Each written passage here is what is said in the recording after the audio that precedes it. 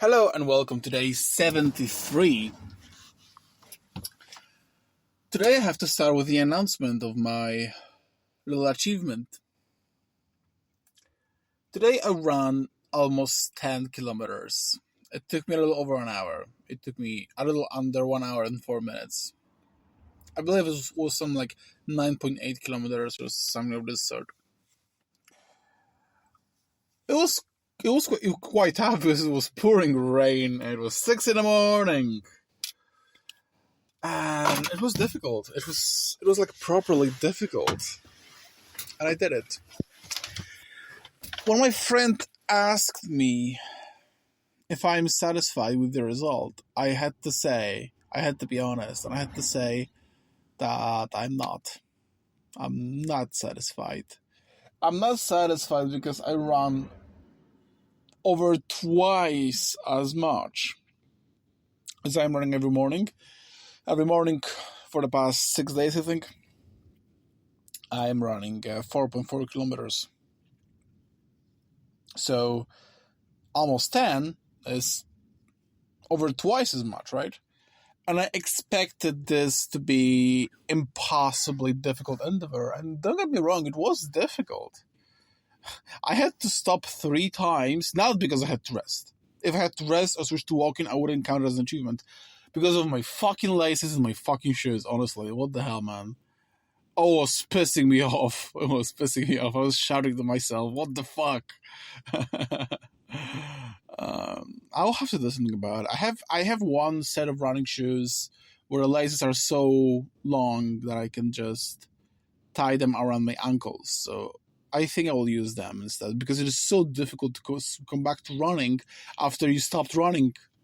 You know, and you're crouching and you have to get up and keep on running. It's so difficult, honestly. So in a strange way, it is even more of an achievement because I didn't give myself any breaks. So yeah, I did it today, and because of that, I am absolutely exhausted. I'm so fatigued. I'm so tired.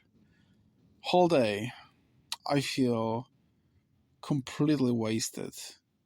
Not good for anything at all, and at the same time, I can't go to sleep. I tried because I had an opportunity to have a small nap, but I couldn't fall asleep. I'm just fatigued, but I'm not drowsy. So yeah, that's that. So I'm happy that I pushed myself. I would wish this to be a regular thing every week. One of the running days to be this longer run, just to never lose it. The reason why I went for that run was to expand my cookie jar a little bit. Every single time I run, I know that this is like the furthest I ever run, and I needed to have something in a cookie jar that will be telling me that, hey, you did way over twice. Twice as much as you're running right now. Every single day whenever I'm running 4.4 kilometers, I can tell myself that I run fucking 10. What is 4.4? Fuck yeah, I can do it. I can fucking do it, honestly. So yeah, that's that.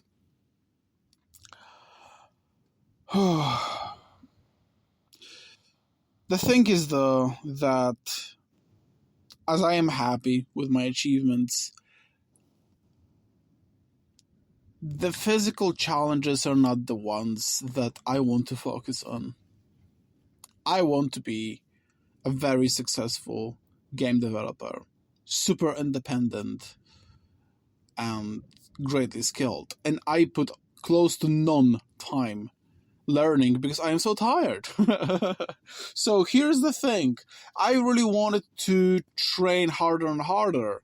And I will gradually do that, but not as crazy as that. I didn't run for like a decade.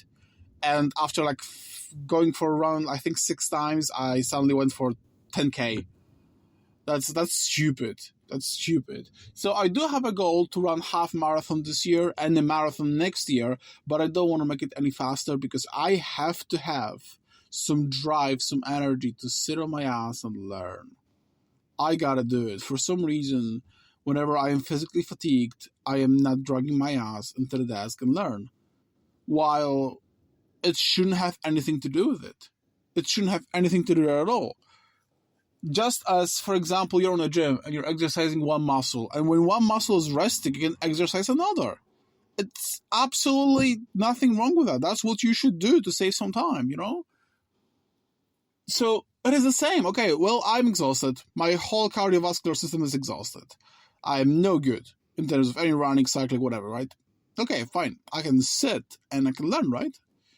So I will try and motivate myself to move my ass and go to the desk today and learn before my second shift, because I'm also working 2 shifts today. Another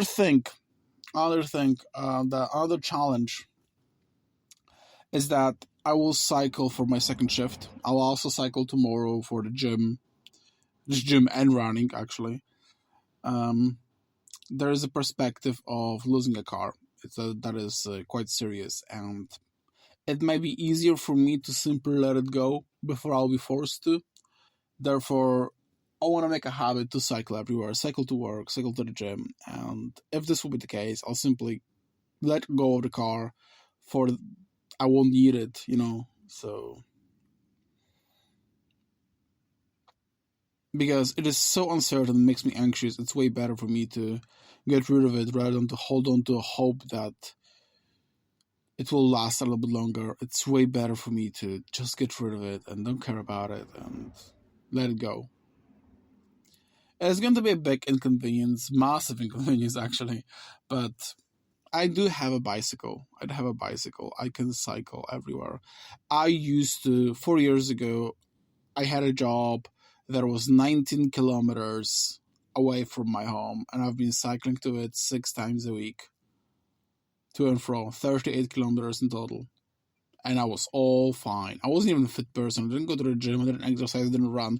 I was just cycling like casually and coming back with groceries, because I had to go do some groceries too, you know? So every single day I was buying a little bit of groceries in a local cheap store and carried back home with me, like some potatoes, onions, bread, cold meat, you name it. So I've been fine. Right now, I am living 2 miles away from my workplace. Come on, 2 miles. I can fucking cycle. And I think gym is 2 miles further away. So in a worst case scenario, I do like maybe 10 miles a day. Wow. I can totally handle that. So tomorrow is the day when I come back to the gym. The gym has been closed. They've been removing the floor and putting a new floor down. So tomorrow is my first day. And because... Let me actually think about it for a sec. I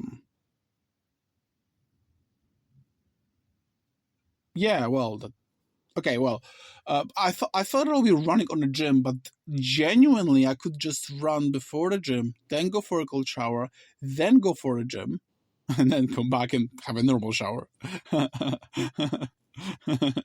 Because there are some benefits to do weightlifting after a cold shower, but you should not do a cold shower after heavy weightlifting, because it affects negatively your hypertrophy. That's what I know. So I have to manage that somehow in my head. I don't know yet, like, what should I do? I'll figure it out. Anyway, difficult time for me, especially physically, and I do have to fit in my mental endeavors in, because this is my main goal. Learning is my main goal. So I gotta do something about that. But so far, dissatisfied with how little suffering this run took, but at the very same time, kind of proud of myself that I did it.